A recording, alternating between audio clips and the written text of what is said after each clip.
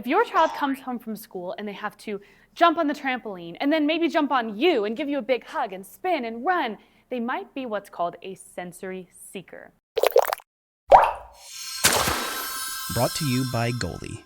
What is that? And how do you best meet their needs as a parent? Hi, I'm Kaylin with Goalie. We make a ton of tech that helps kids build independent skills and executive functioning skills, and helps kids that have sensory sensitivity as well. What does being sensory sensitive mean? What is a sensory seeker? A lot of kids, especially diagnosed with autism or SPD, which is sensory processing disorder, they have a need to have a lot of sensory input or less sensory input. A sensory seeker is a child that needs more sensory input.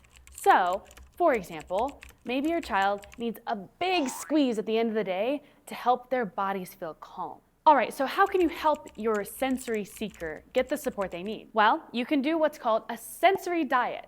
You can also give them sensory tools and physical activities that help them get the energy out that they really need. A sensory diet is basically a scheduled routine in which your child has the time set aside to do those things, like jump on the trampoline, go on a walk.